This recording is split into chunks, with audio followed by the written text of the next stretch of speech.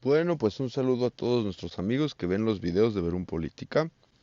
Vamos a retomar esta lectura de Democracia, el Dios que fracasó.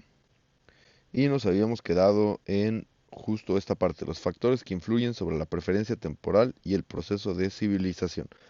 Pues en esta ocasión voy a hacer uso del loquendo para que ustedes pues puedan escuchar con mayor claridad este video, bueno, lo que dice el libro y que este video dure menos, ¿no? Entonces cuando yo hable, saben que pues se trata de una acotación mía, de un comentario mío, y cuando se escuche la voz de Loquendo, ya saben ustedes que son las palabras textuales del libro, ¿no? Entonces, sigamos donde dejamos la lectura, ¿no?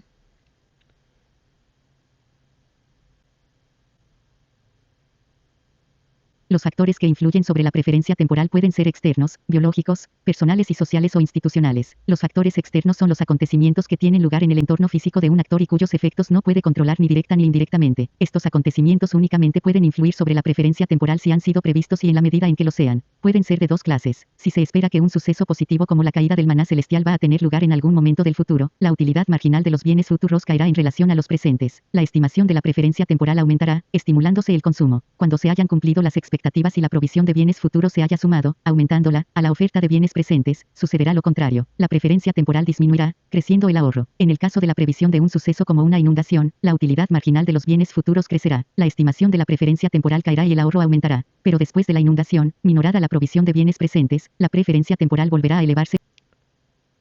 Bueno, pues como habíamos visto en el video pasado habíamos visto la metodología que había empleado aquí Hans. Se nos vuelve a retomar esta visión de la preferencia temporal y de que pues los niños tienen una preferencia temporal muy alta, igual que las personas muy grandes, a menos que tengan descendencia, etcétera, ¿no?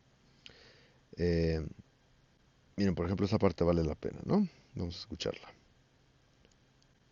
Mas no importa cuál es la preferencia temporal primaria de una persona o cuál la distribución básica de dicha estimación en una población dada, pues una vez que ha descendido lo suficiente como para permitir el ahorro y la formación de capital o bienes de consumo duraderos, se desencadena la tendencia hacia la caída de la preferencia temporal, acompañada por el proceso de civilización. El ahorrador intercambia bienes de consumo actuales contra bienes de capital futuros, confiando en que estos últimos le ayudarán a producir una provisión mayor de bienes tangibles en el futuro.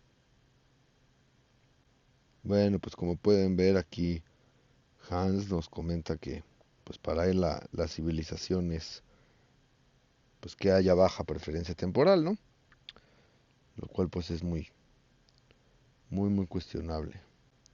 Ay, una vez más estoy teniendo problemas con el loquendo. Les digo que se traba. Mm, En fin, aquí tenemos una gráfica muy al estilo neoclásico.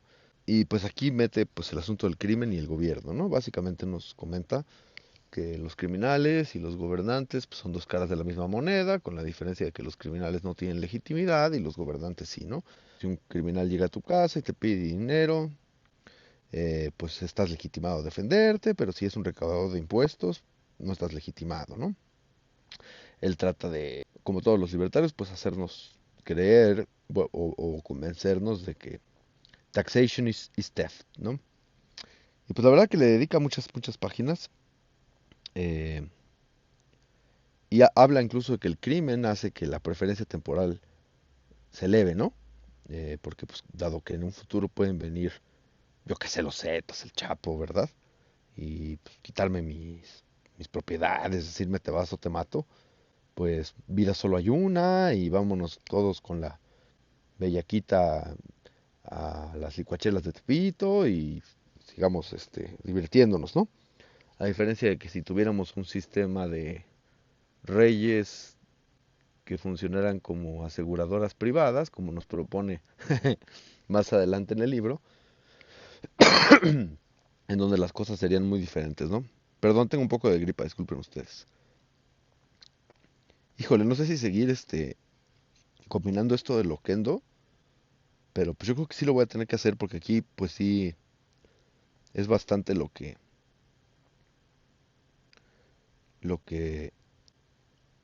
resalté, entonces pues ni modo, a volverse a trabar aquí con el Loquendo. La violación de los derechos de propiedad, así como el impacto que ello tiene sobre el proceso de civilización, puede ser de dos tipos. Puede adoptar la forma de las actividades criminales, incluyendo aquí la conducta negligente o la de la interferencia institucional o gubernamental. La nota característica de las invasiones criminales de los derechos de propiedad es que este tipo de conductas son consideradas ilegítimas. Preferencia temporal, gobierno y descivilización 51 o injustas no solo por la víctima, sino también por los propietarios en general y, posiblemente, también por el mismo criminal. Por eso la víctima se considera legitimada, si fuese necesario, para defenderse empleando la fuerza, para vengarse, castigar al ofensor y exigir de él una reparación. El impacto del crimen es doble, pues por un lado reduce la disponibilidad de bienes del ocupante productor agredido, elevándose su preferencia temporal efectiva en relación a su patrón de estimación temporal, y, por el otro, determina a los individuos capaces de prever el riesgo de una agresión futura a reasignar consecuentemente sus recursos, erigirán muros y vallas, instalarán candados y sistemas de alarma, se fabricarán o adquirirán armas y recurrirán a los servicios de seguridad y protección. La mera existencia del crimen detiene la caída de la preferencia temporal de las víctimas concernidas, generando para las víctimas actuales y potenciales unos gastos que se considerarían un despilfarro si no existiera el crimen. 10. Por tanto, el crimen o una alteración de su regularidad tienen el mismo efecto sobre las preferencias temporales que el acaecimiento de los desastres naturales o el cambio de su frecuencia. Inundaciones, tormentas, olas de calor y terremotos reducen también los bienes de sus víctimas, incrementando su preferencia temporal concreta. Bueno, pues es lo que les decía desde hace rato, ¿no? De hecho, este autor junto con, pues yo diría casi todos los de la escuela austriaca, tienden a darle vueltas y vueltas y vueltas y vueltas a lo mismo, ¿no? Aquí en general, pues nos van a convencer de cómo los ladrones y el gobierno son lo mismo, solo que pues el gobierno puede crear liquidez artificial, las violaciones gubernativas de los derechos de propiedad sí son legítimas. Aquí incluso puse taxation is theft. O sea, llegamos a la página 54 y nos han hablado nada más de que pues la preferencia temporal es lo que define la civilización y de cómo el crimen y el gobierno hacen que la preferencia temporal se eleve, lo cual hace que es inversamente proporcional al proceso de civilización. ¿Por qué? Pues porque lo dice Hoppe, ¿no? Eh, Voy a volver aquí a la táctica del loquendo. Escuchemos. El gobierno, su expansión y el proceso de descivilización, de la monarquía a la democracia. Todo gobierno y, por tanto, cualquier agencia que continua e institucionalizadamente viole, expropie, los derechos de propiedad, se constituye, por su propia naturaleza, en un monopolista territorial. Estas instituciones excluyen el libre acceso al negocio de la expropiación, pues, de lo contrario, en muy poco tiempo no quedaría nada que expropiar, haciéndose finalmente imposible toda forma de expolio institucionalizado. Desde la óptica del propio interés, cualquier gobierno empleará dicho monopolio en su beneficio, maximizando su riqueza e ingresos. Así pues, debe presumirse que todo gobierno tiene una inherente tendencia a la expansión. La maximización gubernativa de su riqueza e ingresos supone, por tanto, una amenaza constante para el proceso de civilización. Caída L. Las preferencias. 56. Monarquía, democracia y orden natural temporales y de la provisión a largo plazo, y origen de las fuerzas descivilizadoras. Mas no todo gobierno medra del mismo modo y genera el retroceso de la civilización con la misma intensidad. Diferentes formas de gobierno determinan grados de civilización diversos. Las formas de gobierno y la sucesión de unas a otras no son previsibles. Bueno, pues ya sabrán a qué se refiere con esto, ¿no? Obviamente los gobiernos democráticos, digamos, hacen esto peor, ¿no? Porque según él, en la monarquía no existió nunca dinero fiat, por más que lo intentaron crear los monarcas, no es hasta la era demócrata, post Primera Guerra Mundial, post Segunda Guerra Mundial, post guerras mundiales, por decirlo mejor y más rápido, eh, que empieza este proceso de descivilización.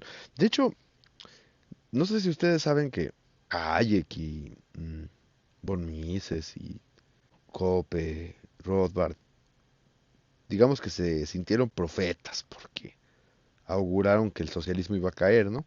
Pero pues si ustedes se ponen a ver quiénes auguraron la caída del socialismo, pues fueron muchas personas, ¿eh? O sea, no es como que hayan sido los únicos, ¿no? No es como que el mundo haya pensado, no, pues esto sí va a durar, el socialismo real de la Unión Soviética va a durar, y estos fueron los únicos que le dieron al clavo, ¿no? Pero bueno, con la misma seguridad, Hoppe nos anuncia que las democracias, al ser una forma light del socialismo, pues van a caer, ¿no? De hecho, un gobernante privado no querrá depender exclusivamente de los ingresos fiscales para financiarse. Confiaría, más bien, en las actividades productivas, destinando parte de su patrimonio a la producción y provisión de bienes y servicios normales, con el objeto de proporcionar a su propietario una renta comercial o de mercado. Norma 21. ¿A qué se refiere con un gobernante privado? Pues a un rey. Pero no cualquier tipo de rey, una especie de rey absolutista con ideas, pues que lo haya leído a él, ¿no? O sea, digamos, para la Jope el mejor sistema es un sistema en el que todos o casi todos leímos este libro, ¿no? Entre ellos las empresas aseguradoras y se hacen con gobiernos privados, de los cuales tú puedes salir y entrar, ¿no? Neta que me gustaría estar haciendo este video mejor, no sé, como en un plan más de risa, ¿no? Hay que divagación aquí, Jope, con sus teorías disque a priori, cae en la divagación total. Bueno, viene Loquendo. Debido a las restricciones a la participación en el gobierno y al privilegiado estatuto del gobernante y su familia, rey y nobleza, la propiedad privada del gobierno, monarquismo, estimula el desarrollo de una clara conciencia de clase en los gobernados, promoviendo su oposición y resistencia frente a cualquier expansión del poder fiscal. Existe una nítida distinción entre la minoría gobernante y la mayoría gobernada y la posibilidad o el riesgo de pasar de una clase a otra son mínimos. A la barrera casi insalvable que imposibilita el ascenso social, se opone la reforzada solidaridad de los gobernados, quienes se reconocen mutuamente como víctimas actuales o potenciales de las violaciones gubernativas de los derechos de propiedad, arriesgándose la clase dirigente a perder su legitimidad si aumenta los impuestos. 2. Claro, el problema con la democracia es que cualquiera, sea un empresario, sea un otrora aristócrata, sea un obrero, puede aspirar a ser el gobernante, el custodio temporal del gobierno, mientras que la conciencia de clase que genera la monarquía genera solidaridad entre los gobernados, ¿no?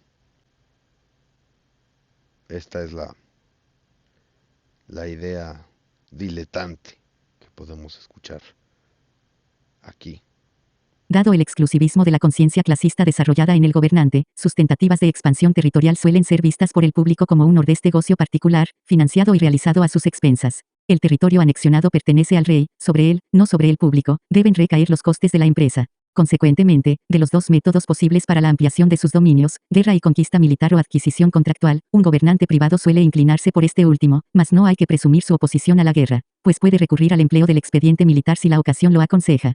Sin embargo, la guerra exige disponer de unos recursos extraordinarios que deberán ser allegados por el propio gobernante, pues si la ciudadanía percibe el aumento de las gabelas o el endurecimiento de la conscripción militar para sostener la campaña, tropezará con la resistencia popular, arriesgando su legitimidad. En razón de su menor coste, preferirá la opción pacífica. En vez de la conquista, encauzará sus deseos de expansión comprando nuevos territorios o recurriendo a las bodas de Estado entre las familias reinantes, procedimiento menos costoso y preferible en último análisis. Así pues, la política exterior de un monarca será, en buena medida, una política de matrimonios, procediendo la expansión territorial de la reunión contractual de diversos reinos originalmente independientes, más un gobierno democrático, de titularidad pública, frente a la moderación interior y exterior de la monarquía, comete más excesos. De ahí que la transición del mundo de los reyes al de los presidentes democráticamente elegidos amplíe las prerrogativas del gobierno, reforzando significativamente la tendencia descivilizadora. Un gobernante democrático puede usar la administración en su beneficio personal, aunque no le pertenezca. No puede enajenar los recursos del Estado ni percibir el producto de esas ventas, tampoco transferir las posesiones del gobierno a su patrimonio personal. Dispone del uso corriente de los recursos del gobierno, pero no de su valor capitalizado. Un presidente no maximizará la riqueza total del gobierno capital e ingreso corriente, sino tan solo este último, sin mayores miramientos y a expensas del capital, cosa que no haría un rey. Incluso en el caso de que quisiese actuar de otro modo no podría hacerlo, pues el carácter público de los bienes gubernamentales los convierte en inenajenables y el cálculo económico es imposible si no existen precios de mercado. Resulta pues inevitable que la titularidad pública del gobierno agote el capital. Un presidente, custodio o fideicomisario accidental del gobierno, ni conserva ni acrecienta su patrimonio, sino que lo consumirá lo más rápidamente que le sea posible, pues en el futuro ya no podrá disponer de lo que no consuma ahora.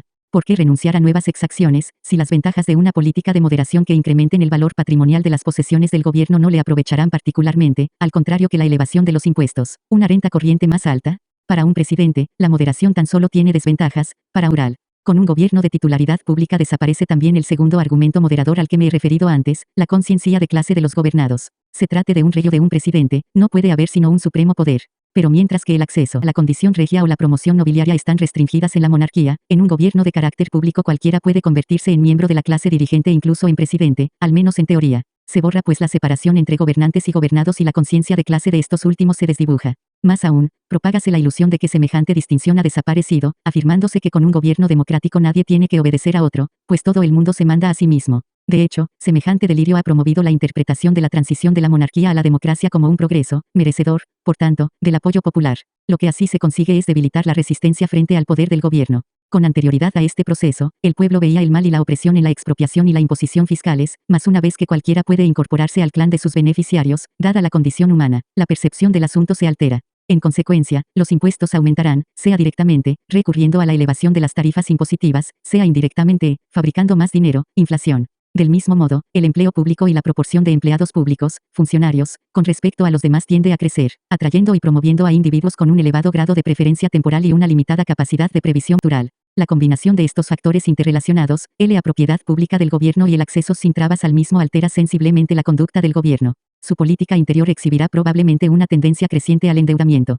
No se trata de que un rey sea contrario al endeudamiento, en modo alguno, pero al menos esa inclinación natural se ve constreñida por su propia condición de propietario, cuyo patrimonio debe responder por todas las deudas contraídas por el gobierno pudiendo quebrar literalmente o ser obligado por los acreedores a liquidar sus activos o en cambio, el curador de un gobierno presidencial no es responsable por las deudas contraídas bajo su mandato. Estas son consideradas, más bien, como públicas, respondiendo por ellas los gobiernos futuros, igualmente irresponsables.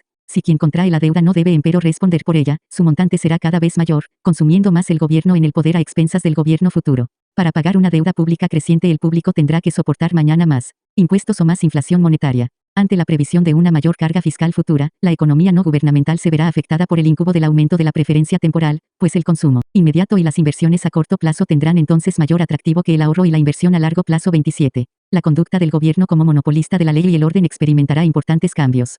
Según se explicó más arriba, un rey preferirá aplicar el derecho de la propiedad privada preexistente y, a pesar del estatuto privilegiado reservado a ciertos elementos estratégicos, también él se someterá a las reglas de la propiedad privada. A él menos en lo que se refiera a las relaciones internacionales de rey a rey no crea un nuevo derecho, sino que se limitará a ocupar una 20. Posición privilegiada dentro de un ordenamiento civil vigente.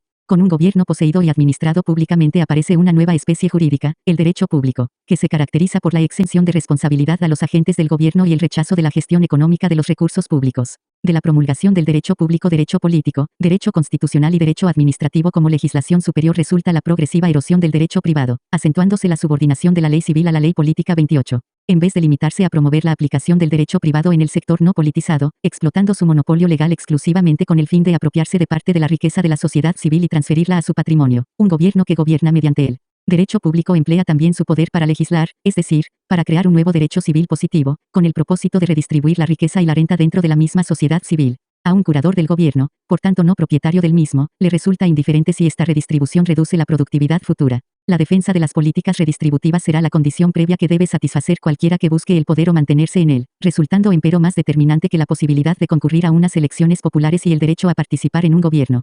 Según esto, en vez de representar, como hace la monarquía, un Estado suntuario, el gobierno democrático completa y perfecciona la tendencia general del crecimiento de los impuestos y la inflación, empleo público y endeudamiento, transformándose en última instancia en un estado de bienestar. 29. Pese a la vulgarizada descripción progresiva de semejante tendencia, con ella se instalará en el corazón de la sociedad civil el virus que eleva la preferencia temporal, desencadenándose entonces un proceso de descivilización autoimpulsado. 30. Natural. La redistribución por decreto de la riqueza en la sociedad civil puede adoptar básicamente tres formas. Una de ellas es la simple transferencia, en la que se toma la renta o la riqueza de Pedro, los poseedores, y se entrega a Juan, los desposeídos. Otra forma es la provisión gubernativa gratuita o a bajo coste de bienes y servicios como la educación, la asistencia sanitaria o las infraestructuras, en este caso renta, riqueza o ambas son confiscadas a un grupo de individuos, los contribuyentes, y entregadas a otro, los usuarios de los respectivos bienes y servicios.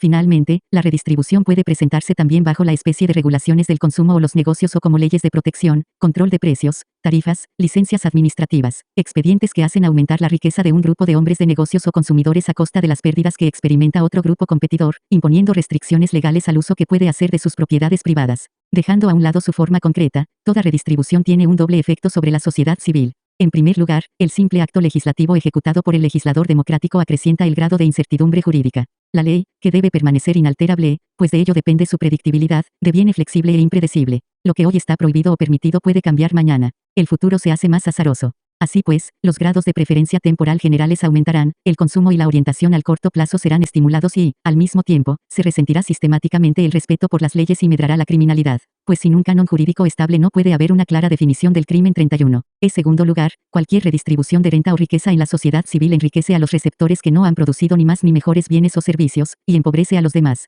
pues salen peor parados económicamente que si hubiesen producido menos. De este modo, no producir nada, no producir algo valioso o no predecir correctamente los acontecimientos ni tampoco la demanda futura para los propios productos, resultará relativamente más atractivo, o menos oneroso, que la actividad que produce algún valor o se anticipa al comportamiento futuro de la demanda. Dejando a un lado la legislación particular que pretende ayudan, o protegen, al pobre, al parado, al enfermo, al joven o al viejo, a quien carece de formación o al tonto, a los granjeros, a los trabajadores del acero o a los camioneros, a los vagabundos, sean blancos o negros, casados o solteros, con hijos o sin cargas familiares, etc., todo ello bastaría para incrementar el número de personas poco productivas e imprevisoras, menguando el de los individuos laboriosos y calculadores. A poco que los individuos tengan un mínimo control sobre los criterios que facultan para situarse a un lado u otro de la redistribución, se desplazarán desde la posición del contribuyente a la del perceptor. Habrá más pobres, vagabundos, parados, personas sin seguro o ineficientes que en otro caso. Incluso si ese desplazamiento no es posible, como sucede con la redistribución que opera según el sexo, la raza o la edad, no por ello dejarán de reducirse los incentivos para ser productivo y providente. No puede haber más hombres o mujeres, más blancos o negros, a L menos no inmediatamente o sin embargo, los miembros de los grupos cuyo sexo, raza o edad están primados con un ingreso. Violasday 3. Preferencia temporal, gobierno y desilización 75. Sin contrapartida, no tienen incentivo para obtenerlo en el futuro con su propio esfuerzo. Del mismo modo, no cabe esperar que quienes son capaces de generar una renta y son discriminados y castigados por su sexo, raza o edad, sean más productivos en el futuro. En cualquier caso, la actividad productiva, la independencia y las previsiones a largo plazo disminuirán, proliferarán, en cambio, el consumo, el parasitismo, la dependencia y el corto plazo. La redistribución, por tanto, agravará el problema que pretende resolver. Sostener la redistribución socialista en sus niveles actuales resulta ahora mucho más oneroso que antes, pues su financiación exige que los individuos productivos sean gravados con más impuestos y su propiedad sometida a nuevas confiscaciones. Se reforzará así adicionalmente la tendencia a dejar de producir, se elevará la preferencia temporal y se agravará el proceso de descivilización, infantilización y degeneración moral de la sociedad civil. 32. El gobierno republicano, por su propia naturaleza, altera también la política exterior. Según se explicó más arriba, todos los gobiernos son expansionistas y no puede presumirse que un presidente será menos imperialista que un rey. Sin embargo, mientras que este último puede cumplir sus objetivos mediante la política de matrimonios, esta vía está ocluida para un gobierno presidencial. El territorio controlado por el gobierno no le pertenece, de modo que no está facultado para asociar territorios independientes. Los tratados que pueda concertar con otros gobiernos no son verdaderos contratos, sino a lo sumo pactos o alianzas temporarias que, afectando a los recursos de titularidad gubernamental, pueden ser revocados por los gobiernos futuros. A un gobernante democrático y una élite democráticamente elegida que quieran ampliar su territorio y con ello su base fiscal, tan solo se lee. 32 acerca de la lógica del intervencionismo del gobierno y, asimismo, su ineficiencia, con substancial inestabilidad y carácter progresista, véase L. von Mises, Crítica del intervencionismo. El mito de la tercera IA. Trad Jesús Gómez Ruiz y prólogo. Lorenzo Infantino, Madrid, Unión Editorial, 2001. También del mismo La acción humana, sexta parte, el mercado intervenido. Para una ilustración empírica de los efectos descivilizadores y moralmente corruptores de las políticas redistributivas, Banfield, The Unevenly City Revisited, Charles Murray, Losing Ground, American Social Policy de 1950 a 1980. Nueva York, Basic Box, 1984. 76 Monarquía, democracia y orden natural. Ofrece la opción militar de la conquista y el sojuzgamiento. Ello aumenta significativamente las posibilidades de una guerra. 33. Pero la forma de gobierno no solo influye sobre la posibilidad de la guerra, sino también sobre su modalidad. Las guerras monárquicas eran el resultado de las disputas sobre las herencias, favorecidas por una compleja red de matrimonios y la irregular pero segura extinción de algunas dinastías. Estas guerras, como violentas disputas de herencia, tenían un objetivo territorial, no las motivaban las diferencias ideológicas, sino propiedades tangibles. Por otro lado, tratándose de conflictos de propiedad interdinásticos, la gente consideraba la guerra del rey como un asunto privado, que él mismo debía financiar y conducir con su propio dinero y su ejército. Además, como conflictos particulares entre diferentes familias reinantes, debía el rey reconocer, pues así lo esperaba el público, una clara distinción entre combatientes y no combatientes, concentrando su esfuerzo bélico contra la potencia rival y su propiedad privada. Según el historiador militar Bueno, ¿cuál es la gran metáfora de Jope? Metáfora que se introduce en ese libro, ¿no? La más poderosa. Habiendo hecho una recapitulación de cómo, pues, la edad para votar haya descendido, ¿no? Nunca en la historia ha sido considerado prudente que voten los mayores de 18 años, salvo en la modernidad. Entonces el gran argumento es, pues, digamos, una falacia de pendiente resbaladiza. Seguimos como vamos, van a votar los niños. O sea, es lo que sigue, que voten los niños. ¿qué proponen los igualitaristas? Convencernos de que también los de 13 deben de tener su representación en la Cámara, ¿no? Los niños. Ahora un gobierno mundial, la metáfora del gobierno mundial, sería un gobierno de alianza chino-hindú. Esa es la gran metáfora, las dos grandes metáforas que hace contra la democracia Jope, para que te desembrujes, para que digas, bueno, sí, ¿por qué no restringir la democracia? ¿Por qué ampliarla? ¿Por qué no restringirla? Es lo que él quiere que... esa es la parte del libro en la que él quiere que tu cerebro explote. O sea, y tal vez tú digas, no, pues, qué pendejada, no me convence. Pero pues sí es un hecho que nunca, más que en la modernidad, han podido votar hombres y mujeres mayores de 18 años. O sea, se ha ido bajando el límite. Antes era mayores de 30, mayores de 27. No, se ha ido bajando el límite. La democracia griega no tenía nada que ver con la democracia moderna. ¿Y por qué necesariamente eso sería bueno? O sea, si esto se desembocara, como dice él, ¿no? En un gobierno mundial, una democracia mundial, gobernarían los chinos con los hindús. Y si desembocara en que pues el edadismo desapareciera, los niños podrían votar. Eso no tiene sentido, ¿no? Entonces, ¿por qué sí tiene sentido hasta los 18? ¿Solo porque esa es la forma de vida en la que fuiste criado? Pero entonces, ¿qué pedo, no? Dice Jope. Entonces, ¿por qué la democracia y el capitalismo son compatibles, no? Pues él dice que precisamente Estados Unidos trata de destruir la monarquía, pero la monarquía pues no se oponía al capitalismo, ¿no? Digo, como ustedes saben, pues el zar y los Hohenzoller y no sé, todas las familias reales pues no son ni eran opositoras, ¿no? Al capitalismo, ¿no? Que incluso por ahí mezcla Jope pues te siembra una duda, ¿no? Así de, pues sí te has dado cuenta que los escandinavos son monarquías, güey. ¿Qué pedo, no? O sea, tu democratismo falla, ¿no? Si no ves eso. O sea, tiene ahí, digamos, ese tipo de destellos, ¿no? Que te hacen como pensar, cabrón, ¿no? Pues ya sí, la democracia no es el camino. Pero ¿qué se sigue? O sea, ¿qué se sigue de eso, no? Pues la aristocracia, güey. Así de fácil. La monarquía, la aristocracia. O sea, eso es lo que a él le llama orden natural. Monarquía, democracia y orden natural. ¿Cuál es el orden natural? Pues la aristocracia. Nada más que la aristocracia en un mundo postcapitalista, ¿no? O sea, como no se puede regresar al pasado, simplemente hay que, ya, abandonar la democracia. Admitir que es el único... porque ese es otro gran argumento.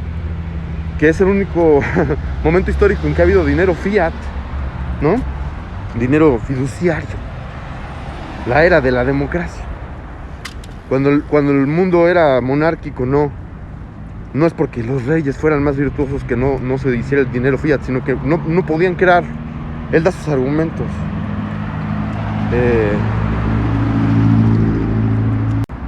Entonces, ¿cuál es el orden natural? Pues de nuevo, es una aristocracia monárquica, capitalista, pues muy idealista, ¿no? O sea, ingenua, ¿no? O sea, porque pues, para mí son falacias, pero pues ya saben cuál es el método que utiliza la escuela austriaca, ¿no? Hay una metodología que se explica en el primer video en YouTube, ¿no? Bueno, y entonces, ¿cuál viene siendo el asunto? ¿Cómo se liga todo esto, no? O sea, la preferencia temporal es el grado que determina... O sea, la preferencia temporal de la sociedad es lo que determina que ésta sea civilizada o no. Esa es la definición que toma Jope, ¿ok? Entonces, entre mayor sea la preferencia temporal, menos civilización va a haber. Va a haber más crimen, va a haber más valeverguismo, más abortos. Una sociedad más decadente.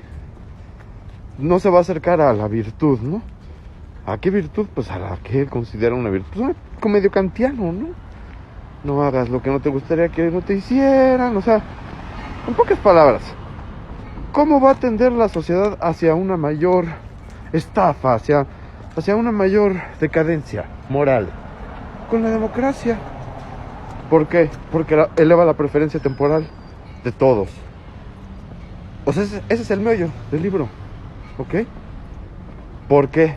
O sea, las metáforas que se ofrecen en otras partes solo son argumentos complementarios. O sea, pero ¿por qué se eleva la preferencia temporal a la democracia? Pues porque no sabes si te van a expropiar, si te van a subir los impuestos. La democracia no puede contra el narco. La monarquía sí. Ven a la monarquía de Singapur. La democracia es un absurdo. ¿Dónde está el techo? O sea, ¿por qué el techo son 18 años? Por convención.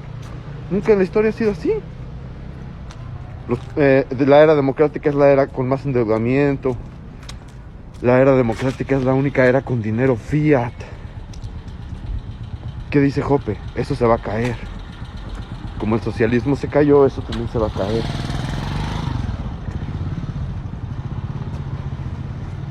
¿Y qué va a pasar? Pues que va a quedar al desnudo.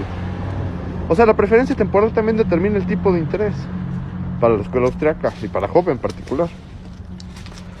Si tuviéramos una preferencia temporal baja, todos los tipos de intereses fueran más bajos, naturales, los tipos de intereses naturales.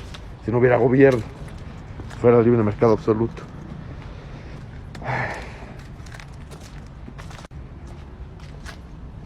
Bueno, y entonces, ¿qué pasa? Que pues entre más democracia, más crimen, más impuestos, más crece el Estado. Lo contrario a la centralización es la secesión. Se debe de volver a secesionar el mundo, no centralizar. Se debe de quitar la igualdad de la ecuación, en el sentido más fundamental del término. Se debe de acabar con el democratismo. Ese es el espíritu de la obra.